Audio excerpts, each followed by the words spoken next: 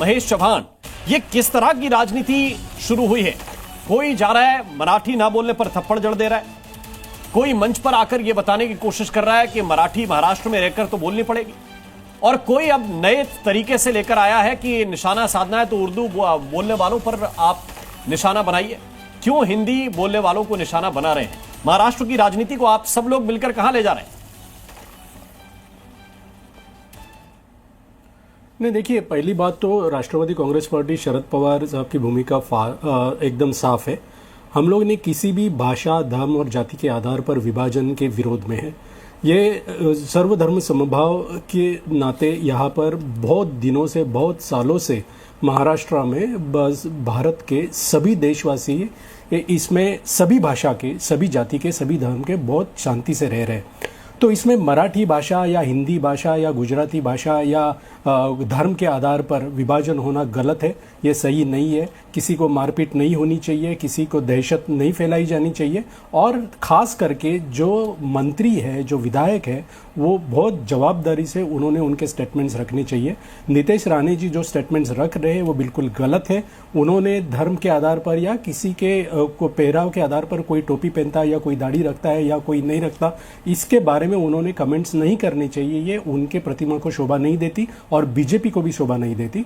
विभाजनकारी जो भी यहाँ पर व्यक्ति या पार्टी होगी उसके खिलाफ जनता जाएगी, और ये सब जो चल रहा है मेरे हिसाब से आगे आने वाले चुनाव जो मतलब लोकल बॉडीज इलेक्शंस आने वाले, उसको नजर में रख के ये लोग ये सब बयान दे रहे हैं।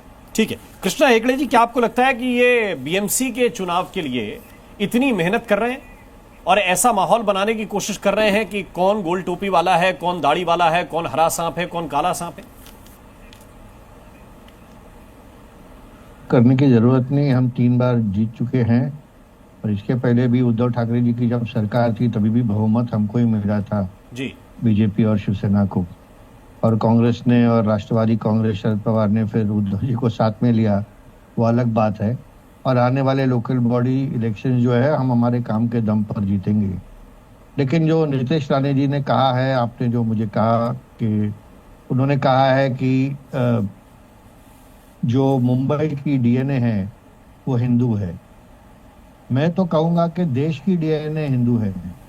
और अगर आप परंपरा देखें, इतिहास पढ़े, हजारों साल की जो हमारा पूरा इतिहास है उसको अगर आप पढ़े तो हमारा देश का डीएनए ही हिंदू है। और उसके अलावा जो मुंबई में रहते हैं लगभग 77% लोग हिंदू रहते हैं। लेकिन मैं राष्ट्रवादी कांग्रेस के जो प्रवक्ता है उनसे सहमत नहीं हूँ। मराठी हमारी प्राथमिकता है, हमारे राज्य में मराठी बोलनी चाहिए, सीखनी चाहिए, और जिसको नहीं है उनको आनी चाहिए। और मुझे लगता है हर स्टेट में अपना अपना मातृभाषा उतना ही इम्पोर्टेंट है जितना मराठी महाराष्ट्र में इम्पोर्टेंट है जी। दूसरी बात यह है कि नितेश राणे जी जो है वो अपने जो हिंदुत्व स्टैंड के लिए माने जाते हैं, ये उनकी बोलने की शैली है। और जो उन्होंने बात की उनके स्पीच में, वो सम्माननीय बाला साहेब ठाकरे जी ने भी यही शब्द वापरे थे 1987 के विलेपार्ले विधानसभा के बाई इलेक्शन में। तो जो नितेश राणे जी आज कह रहे हैं वो कुछ नया नहीं है, इसके पहले भी कहा गया है। लेकिन जब बाला साहेब ठाकरे जी कहते थे तब लोग उनको मानते थे, और अब नितेश राणे जी कह रहे हैं तो उनकी आलोचना करते हैं। ये बताइए कि ये मुंबई का डीएनए हिंदू है, आपने खुद बताया कि 77% आबादी है, बाकी के लोगों को कहां डालेंगे आप? उनका डीएनए क्या मानेंगे आप? नंबर दूसरी बात, देखिए, नहीं प्लीज मुझे कंप्लीट करने दीजिए। दूसरी बात मुझे यह भी बताइए कि एक मंत्री के नाते क्या उनको समदर्शी नहीं होना चाहिए? क्या बराबर की निगाह से सबको नहीं देखना चाहिए? या जिन्होंने उनको वोट नहीं किया, जिनको वो दाढ़ी टोपी वाला बता रहे हैं, उनके वो मंत्री नहीं है और उनके लिए कोई काम नहीं करेंगे? देखिए, नितेश राणे जी महाराष्ट्र के मंत्री है, वो जानते हैं। और नितेश राणे जी का कॉन्स्टिट्यूएंसी वो मुंबई नहीं है, वो सिंधुदुर्ग रत्नागिरी है। ठीक है। और वहां से वो उनके पिताजी और उनके भाई लड़ते हैं और वहां से वो जीतते हैं। मुंबई का जो इतिहास है वो अलग है, और मुंबई में हो या महाराष्ट्र में हो, सभी धर्म के लोग, सभी जात के लोग, सभी लोग जो है सभी प्रांत के लोग यहाँ पर बसते हैं और मुंबई और महाराष्ट्र के विकास में वो हाथ बढ़ाते हैं। अभी दक्षिण भारत के लोगों का जो कंट्रोवर्सी हुआ, मैं तो कहूँगा कि दक्षिण भारत में सिर्फ होटेलियर और बार ओनर लोग नहीं है। यहाँ पर दक्षिण भारत से जो लोग आए हैं, वहाँ पर डॉक्टर है, इंजीनियर है, बड़े उद्योगपति है, टीचर है, लॉयर्स है और होटेलियर्स भी है। और सभी दक्षिण भारतीय जो लोग हैं उन्होंने मुंबई के विकास में, मुंबई के उन्नति में और मुंबई के प्रगति में हाथ बढ़ाया है। और इसके लिए मुंबई आज कमर्शियल कैपिटल है, देश का फाइनेंशियल कैपिटल है और हमारे देश का सबसे बड़ा और दुनिया में किशोर तिवारी जी के पास में चलना चाहता हूं। वो कुछ इंडस्ट्रियल सेंटर आपको टोकना भी चाहते थे, लेकिन अभी भी मेरा सवाल यही है कि मुंबई देश की आर्थिक राजधानी है, मुंबई देश का गौरव भी है, और उसके अंदर अगर आप किसी की दाढ़ी, टोपी, मजहब, उसके रंग को देखकर यह बताएंगे कि यह हरा सांप है, और फिर भी जबकि आपका मंत्री है सरकार में, क्या ये चलेगा?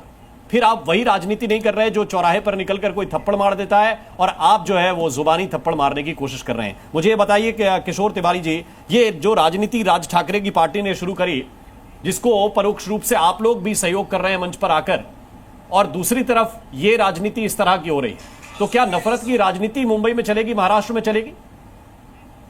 नफरत की राजनीति कहीं भारत में कहीं नहीं चलेगी। मैं कृष्णा हेगड़े जो नेपाली राणे हमारे जो है उनकी बात का समर्थन कर रहे थे कि उनकी स्टाइल है, ये है, वो है, तो बम्बई ये किसके बाप की नहीं है मैं अभी बताता हूँ। और यहाँ पर उन्होंने एक बात अच्छी बोली कृष्णा हेगड़े ने कि देश का डीएनए ही हिंदू है ना। हाँ, ये सनातन धर्म की भूमि है। अब ये धर्म द्वेष के भाषा करना और मंत्री ने करना और उसको देवेंद्र ने निकालना नहीं, और धर्म द्वेष और उनके ध्रुवीकरण के लिए जाना, ये बीजेपी का एजेंडा है।